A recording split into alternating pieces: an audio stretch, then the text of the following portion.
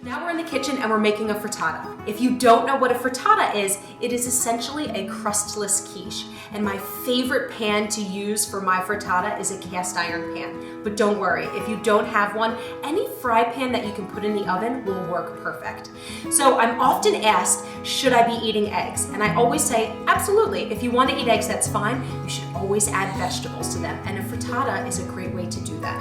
So we're using lots of different vegetables and lots of different color in our frittata today. So if you're interested in making your own frittata and thinking to yourself, what would I put in it? Just think to yourself, what would you put in your eggs that you're making in the morning? So when I choose my vegetables, number one, I start with color because I like my food to taste good and to look good. So we've got orange peppers here. We've got red tomatoes and a cut up red pepper.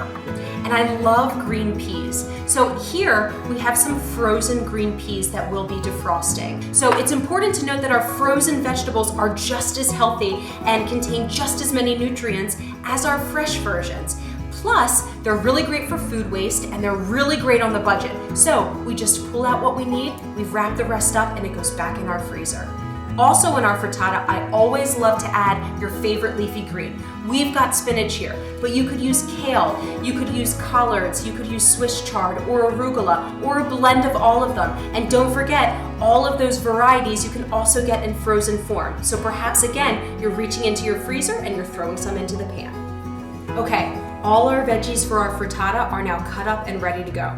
So what we'll do is we're first going to saute all of our vegetables on the stovetop with a little bit of olive oil and season with just a little bit of salt and pepper. Of course, if you don't like that seasoning or you have your favorite, you can use whatever you have at home. Once the veggies are cooked to our liking, we'll add a mixture of 8 or 9 eggs.